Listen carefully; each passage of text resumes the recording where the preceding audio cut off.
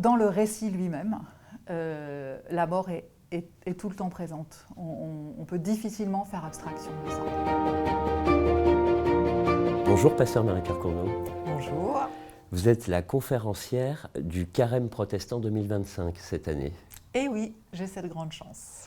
C'est sur France Culture le dimanche matin, à partir de dimanche 9 mars jusqu'au 13 avril. Oui, c'est l'après-midi à 15h. Habituellement, on lit le livre de Ruth dans la tradition judaïque à la Pentecôte, c'est ça? Oui, on le lit pour la fête juive de Shavuot, qu'on appelle la fête des semaines, et qui est l'équivalent de notre Pentecôte, puisque c'est pour la fête de Shavuot que les disciples sont réunis dans la chambre haute lorsque se produit la Pentecôte. Alors là, vous avez choisi de nous faire lire le livre de Ruth, mais pour le Carême. Alors je vous demande, mais qu'est-ce que c'est le Carême? Je crois qu'il n'y a pas de réponse simple à cette question. Chacun a son propre carême, et beaucoup de personnes, je crois, dans le protestantisme n'en ont pas. Mais si on le veut, le carême, c'est une période un peu longue où on peut réfléchir à la place que Dieu, que Jésus, que la résurrection va prendre dans nos vies. C'est long comment? En pratique, c'est long de 40 jours, c'est pour ça que ça s'appelle le carême. Carême, ça vient d'un mot qui veut dire 40. Mais voilà, je crois que l'important, c'est pas de compter, l'important, c'est de le vivre. Et c'est de le vivre jusqu'au moment de Pâques, du vendredi, samedi et dimanche de Pâques. C'est ça la temporalité du carême? Oui, moi, il me semble que le carême se vit dans l'espérance de la résurrection du dimanche de Pâques. Et vous avez choisi le livre de Ruth pour cheminer jusqu'à Pâques, et Ruth comme pourvoyeuse de vie. C'est une étrange expression. Pourquoi pourvoyeuse de vie? Alors le livre de Ruth, ça commence par la mort. C'est la situation de base, c'est la donnée de départ. Quand ça commence, les hommes de la famille sont morts. Il n'y a plus que des femmes qui sont seules. Il n'y a pas d'enfants. Donc les femmes sont dans l'impossibilité d'assurer la survie de la famille et la descendance.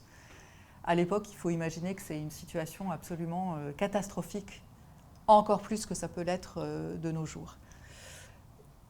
Et de cette situation de mort, de cette impasse totale, au fur et à mesure du livre, va s'ouvrir comme une brèche, comme une ouverture vers l'espérance et vers un avenir qui est possible et qui va se concrétiser dans un enfant.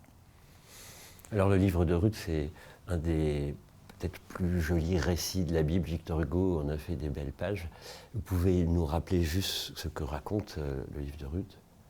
Alors, moi je ne crois pas du tout que ce soit un joli récit, le livre de Ruth, mais en tout cas c'est un des récits les plus courts de la Bible, 4 tout petits chapitres.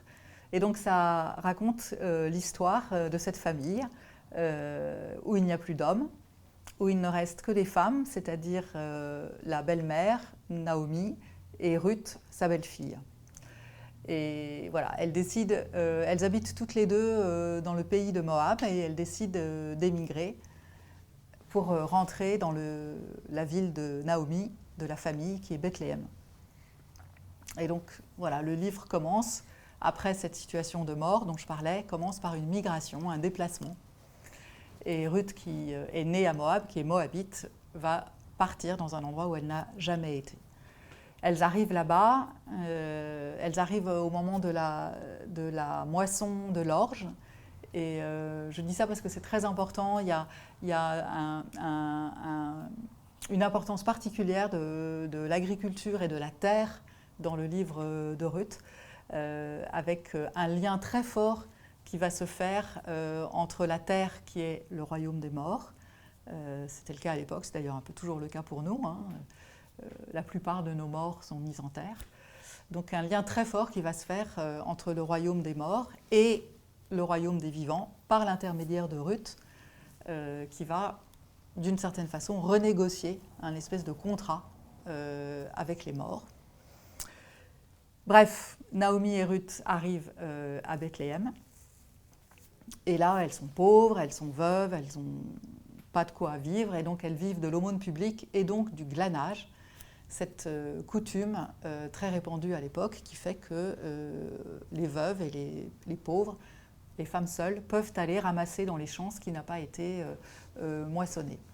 Et là, Ruth rencontre Boaz, un riche propriétaire, qui, je pense, tombe éperdument amoureux d'elle et qui va accepter de l'épouser, de lui faire un enfant. Et cet enfant sera, comme le dit la loi de l'Ancien Testament, l'enfant de la famille du premier mari de Ruth, c'est-à-dire qu'il va pouvoir poursuivre la lignée qui s'était éteinte dans les premiers versets du livre. Il y a plusieurs habitudes de lecture. On a souvent fait de Ruth la migrante, l'étrangère parfaite. Dans les milieux de migration, on lit ce livre. Il y a aussi la lecture traditionnelle du fils de Ruth, donc Obed, dans la généalogie du Christ.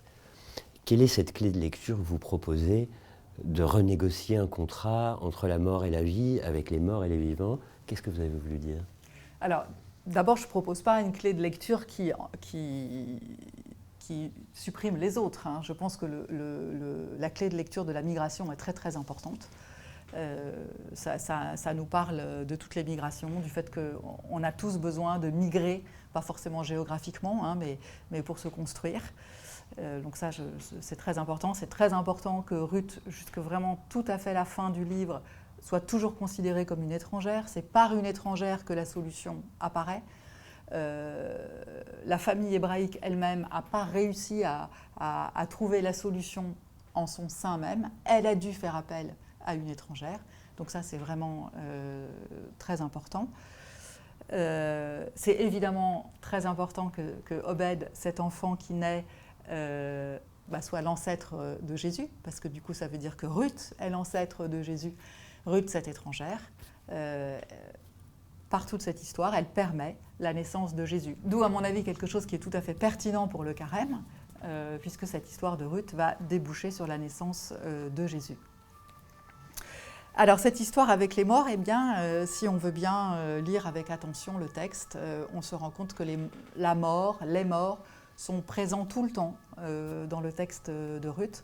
C'est pour eux que tout ça se passe. C'est pour que le nom des morts soit réinscrit dans le monde des vivants, inscrit sur la porte de la ville. C'est comme ça qu'on faisait à l'époque. De nos jours, nous, le nom des morts, on l'écrit sur les tombes dans les cimetières. À l'époque, on l'écrivait sur la porte de la ville. Et le fait que le nom d'un mort soit écrit sur la porte de la ville, ça témoigne de l'existence passée des ancêtres. Si ce nom ne peut plus être écrit, alors c'est comme si la tribu n'avait jamais existé. Et pour que ce nom soit écrit, il faut qu'il soit porté par un être vivant. Et donc, c'est pour ça qu'il faut absolument qu'il y ait des générations qui ne cessent de se poursuivre. Et à l'époque, la terre, c'est vraiment le monde des morts. Et donc, quand on plante un grain dans la terre, on considère que le grain, on pense que le grain doit mourir pour pouvoir donner vie à une plante. Ce qui est normal, puisque comme on le met, le grain, dans le monde des morts, ben, il meurt. Voilà. Et donc, il y a toute... appelons ça un contrat entre les vivants qui prennent soin de leurs morts, et en échange, les morts qui permettent au grain, une fois qu'il est mort, de donner naissance à une plante qui va nourrir les humains. Donc il y a cette espèce de contrat gagnant-gagnant entre les humains et les morts. Et là, dans l'histoire de Ruth, ben, ça s'est arrêté. Il y a quelque chose qui n'a pas fonctionné, puisqu'il n'y a plus de vie. Et c'est Ruth qui va aller au contact de la terre, payer, on peut dire, de son corps, de sa personne, pour que ce contrat soit de nouveau un contrat de vie. Ce sont des notions très symboliques, et l'histoire de Ruth, c'est l'histoire d'une femme qui va devoir trouver un mari pour assurer la survie de sa belle-mère Noémie, assurer sa propre survie. C'est tout à fait terrestre, mais pas au sens des profondeurs de la mort, hein, non?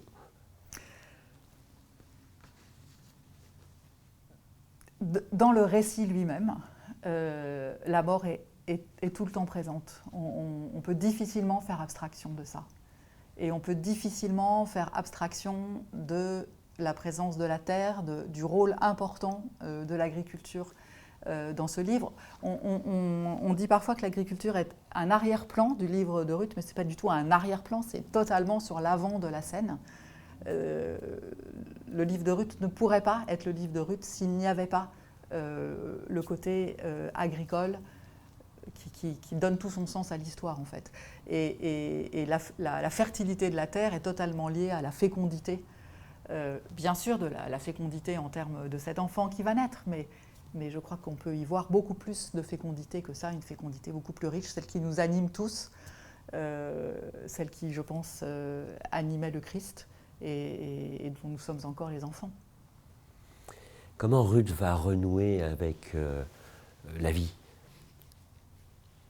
Alors justement, en rencontrant un homme dans un champ, un homme qui tombe amoureux d'elle et qui accepte de rentrer dans son, je ne veux pas dire stratagème parce que ça aurait comme un côté un peu péjoratif, mais en tout cas dans son entreprise, qui accepte d'être celui par qui la vie va pouvoir renaître, qui accepte d'être celui qui va s'insérer dans cette histoire.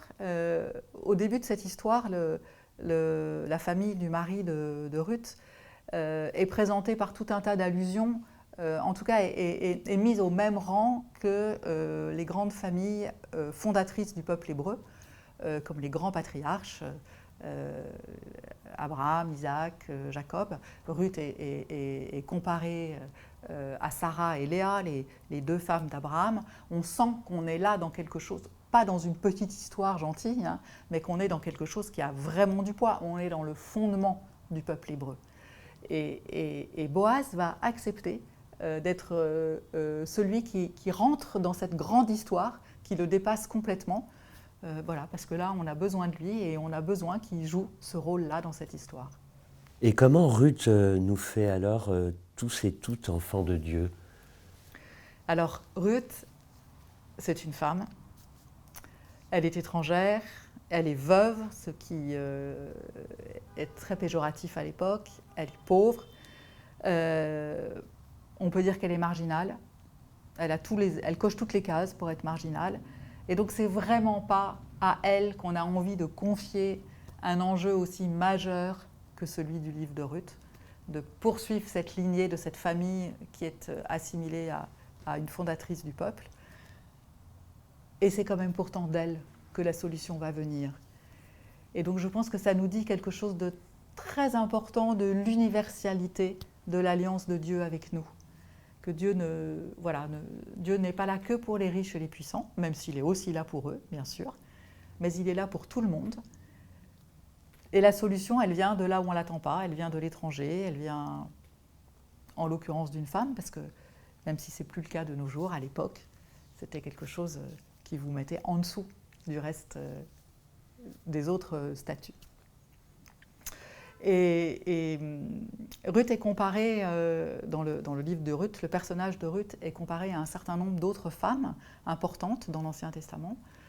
Moi, je fais aussi des liens avec les autres livres de la Bible dont le titre est le nom d'une femme. Il y en a 3. Donc, il y a le livre de Ruth, il y a le livre d'Esther, il y a le livre de Judith dans les Bibles catholiques et écuméniques. Esther et Judith qui ont sauvé leur peuple aussi. Voilà, donc pour Ruth, la barre est haute, mais il n'y a pas de problème, elle va y arriver. Et grâce à ça, je pense que Ruth inscrit toutes ces femmes dont je viens de parler, plus toutes les autres de l'Ancien Testament et de la Bible en général, qui ne sont pas citées, qui n'ont pas de nom. Grâce à Ruth, elles sont toutes présentes dans la généalogie de Jésus. Et au point où on en est, moi je pense qu'il n'y a pas que les femmes, et que grâce à Ruth, tout le monde est inscrit dans la généalogie de Jésus. Tout le monde devient à la fois son ascendant, comme Ruth, et son descendant, puisque ça nous redit l'universalité de l'alliance de Dieu. On retrouve toute cette lecture du livre de Ruth dans les conférences de Carême 2025 sur France Culture. et dans un petit livre à paraître aux éditions Olivetan. Merci Marie-Pierre Cournot. Merci.